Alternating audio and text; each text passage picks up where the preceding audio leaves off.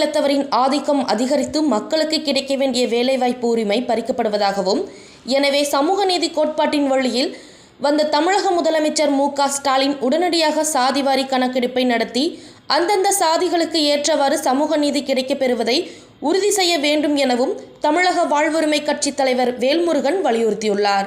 நிகழ்வு மாண்புமிகு தமிழ்நாடு முதலமைச்சர் அவர்கள் தலைமையிலான திராவிட முன்னேற்ற கழக மாபெரும் மக்கள் இயக்கம் 40 தொகுதிகளிலும் மகத்தான வெற்றி பெற்றிருக்கிறது.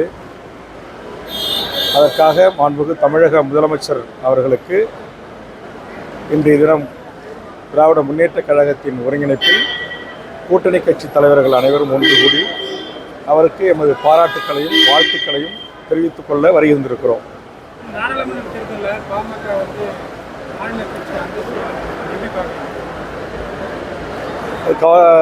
இது சமூக நீதி கோட்பாட்டின் அடிப்படையில் இயங்கிய ஒரு இயக்கம். தொடர்ச்சியாக தோல்விகளை தழுவுவது எதிர்காலத்தில் சமூக நீதி குறித்த ஒரு கேள்வி உருவாகும் என்பதாக நான் கருதுகிறேன்.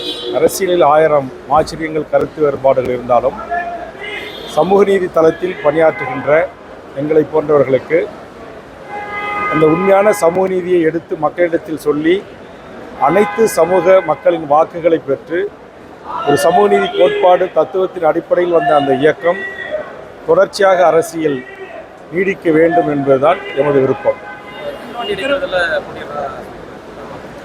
விக்கிரவாண்டி இடைத்தேர்தல் நேர்த்திக்கு மூத்த அமைச்சர் பெருமக்களோடு சேர்வுகள் கூட்டத்தில் கலந்து கொண்டு விட்டுதான் இன்றைக்கு கோயம்புத்தூர் வருகின்றிருக்கிறேன். இடைத்தேர்தல் என்றாலே ஆளுகின்ற அரசியல் கட்சி வெற்றி பெறுவது தமிழ்நாட்டில் நீடித்து இருந்து வருகின்ற ஒரு நிலைமை. ஆனாலும் இந்த இடைத்தேர்தலை பொறுத்தவரையில் திராவிட முன்னேற்ற கழக அரசு தொடர்ச்சி மக்களுக்கான பல்வேறு நலத்திட்டங்களை செயல்படுத்தியும் மக்களின் அன்பை பெற்றிருக்கிற காரணத்தினாலும் வலுவான ஒரு கூட்டணியை தொடர்ச்சியாக 3 பொதுத் தேர்தல்களில் மாண்புமிகு தமிழக முதலமைச்சர் அவர்கள் தலைமையேற்று வழிநடத்தி அந்த மகத்தான வெற்றியை தமிழ்நாட்டில் தொடர்ச்சியாக தக்க வைத்துக் கொண்டிருக்கிறார். அந்த வகையில் இதுவரையில் நடந்த இடைத்தேர்தல்கள், உள்ளாட்சி தேர்தல், நாடாளுமன்ற தேர்தல், பொதுத் தேர்தல் என்று அனைத்து தேர்தல்களிலும் மகத்தான வெற்றி பெற்ற திராவிட முன்னேற்ற கழகத்தின் தலைமையிலான இந்த மகத்தான மதச்சார்பற்ற இந்த கூட்டணி மாபெரும் வெற்றி பெறும்.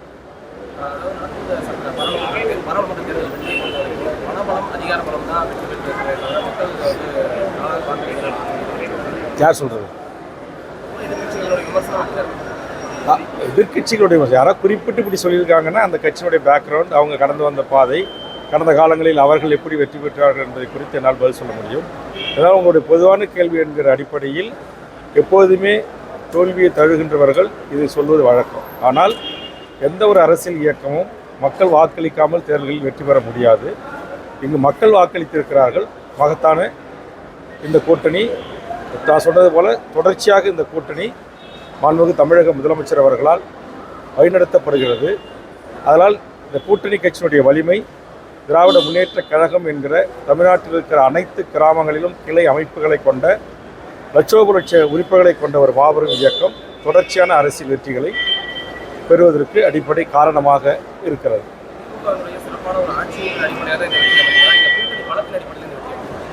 இரண்டும் சேர்ந்து தான் வெற்றி அடைய முடியும். வெறும் கூட்டணி கட்சி பலம் மட்டுமே வெற்றி பெற முடியாது.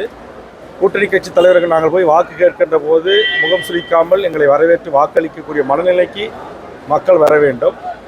அதற்கு இன்றைக்கு மக்கள் சார்ந்த பல்வேறு திட்டங்கள் இந்த 3 ஆண்டு கால ஆட்சியில் மக்களை தேடி மருத்துவம், இல்லம் தேடி கல்வி, இதுபோன்று பல்வேறு அறிவு சார்ந்த தளத்தில் இந்த அரசு மிகச்சிறப்பாக பணியாற்றியிருக்கிறது.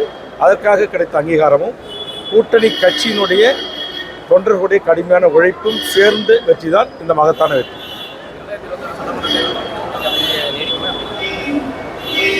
இப்போது பொறுத்தவரையில் 3 தேர்தல்களை சந்தித்திருக்கிறோம். தொடர்ந்து திமுக தலைமையிலான இந்த கூட்டணியை மாண்புமிகு தமிழக முதலமைச்சர் அவர்கள் அரவணைத்து அன்பு செலுத்தி அவர்களுக்கு உரிய பங்கிடங்களை அளித்து அழைத்து செல்கிறார். அது தொடரும் என்று நான் கருதுகிறேன்.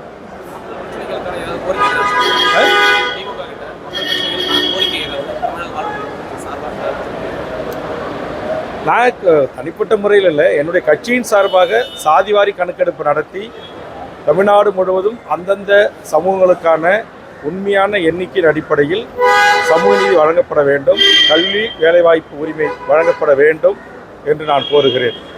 குறிப்பாக இன்றைக்கு தமிழ்நாட்டில் வெளி மாநிலத்தவர்களுடைய ஆதிக்கம் அதிகரித்து தமிழ்நாட்டு மக்களுக்கு கிடைக்க வேண்டிய நியாயமான வேலைவாய்ப்பு உரிமை பறிக்கப்படுகிறது.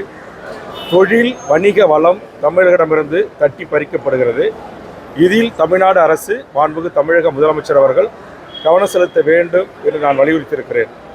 ஏற்கனவே வேலைவாய்ப்பு உரிமையை பொறுத்தவரையில் நான் முன்முயற்சி எடுத்துக்கொண்ட அடிப்படையில் தான் இந்தியாவைச் சேர்ந்த பிரிதொரு எந்த மாநிலத்தைச் சேர்ந்தவர் வேண்டுமானாலும் டிஎன்பிசியில் தேர்வு எழுதி தமிழ்நாட்டு அரசு பதவிகளில் நேரடியாக வந்து உயர் பதவிகளை அமரலாம் என்று தமிழ்நாட்டின் கதவுகள் திறந்து விடப்பட்டிருந்தது. அதை வேல்முருகனாகிய நான் சட்டமன்றத்தில் கொண்டு வந்த சிறப்பு கவனஈர்ப்பு தீர்மானத்தின் அடிப்படையிலும் முதலமைச்சருக்கு தொடர்ந்து உரிய அழுத்தங்களை தந்தும் கடந்த கூட்டத்தொடரில் தமிழ் வழியில் பயில்கின்ற மாணவர்களுக்கும் தமிழ்நாட்டை தாயகமாக கொண்டு வாழ்கின்ற மாணவர்கள் அதில் அதிக இடங்களை பெற வேண்டும் என்கிற அடிப்படையில் தமிழில் 40 மதிப்பெண்கள் பெற்று தேர்ச்சி பெறுவர்களுக்குத்தான் இனி தமிழ்நாட்டு டிஎன்பிசியின் வேலைவாய்ப்பு கிடைக்கும் என்கிற ஒரு வரலாற்று சிறப்புமிக்க சட்டத்தை கொண்டு வந்தவன் நான். அதை நிறைவேற்றி தந்தது மாண்புமிகு தமிழ்நாடு முதலமைச்சர் அண்ணன் தளபதி அவர்கள். ஆக இதுபோன்று மக்கள் சார்ந்த விடயங்களில் என்னுடைய கோரிக்கைகள் ஏற்றுக்கொள்ளப்பட்டிருக்கின்றன.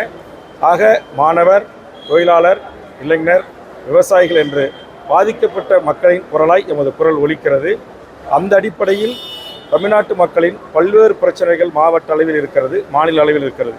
இப்போது என் கண்முன்னே இருக்கிற மிக முக்கியமான பிரச்சனை சமூக நீதி பிரச்சனை. அதனால் சாதிவாரி கணக்கெடுப்பு நடத்தி அந்தந்த சாதிகளுக்கு ஏற்றவாறு சமூக நீதி கிடைக்கப் பெறுவதை உறுதி செய்ய வேண்டும். மாநில அரசாக இருக்கிற பீகாரில் நிதிஷ்குமார் அவர்கள் அதை நடத்தி காட்டியிருக்கிறார். கர்நாடகம், ஆந்திரா தற்போது தொடங்கி நடைபெற்று கொண்டிருக்கிறது. அதன் சமூக நீதி கோட்பாட்டின் வழிவந்த மாண்புமிகு தமிழக முதலமைச்சரான தளபதி அவர்களும் சமூக நீதி அரசாக நடத்துகின்ற இந்த அரசு உடனடியாக சமூக நீதி காக்கின்ற வகையில் சாதிவாரி கணக்கெடுப்பு தான் அவசியம், தேவை என்பதை நான் வலியுறுத்துகிறேன். அப்படி சொல்ல முடியாது. நான் சட்டமன்றத்தில் கேள்வி எழுப்பியிருக்கேன், முதலமைச்சர் அதற்கு பதிலளித்திருக்கிறார். அதற்கான உறுதிமொழி சட்டமன்றத்தில் மாண்புமிகு முதலமைச்சர் அவர்களால் கொடுக்கப்பட்டிருக்கிறது. நேற்றுக்கு விக்கிரவாண்டி பொது மேடையிலே வைத்து நான் இந்த கோரிக்கை அரசுக்கும் கூட்டணி கட்சி தலைவர்களுக்கும் குறிப்பாக மூத்த அமைச்சர்கள் அத்தனை பேர் அமர்ந்திருந்த அவையிலேயே ஏன் அதை நேற்று அந்த கூட்டத்தில் நான் முன்வைத்தேன் என்றால், மாண்புமிகு தமிழ்நாடு முதலமைச்சர் கடந்த முறை நடந்த இடைத்தேர்தலில் கண்டிப்பாக சமூக நீதி இங்கு வழங்கப்படும், சாதிவாரி கணக்கெடுப்பு நடத்தப்படும் என்று அறிவித்தார்.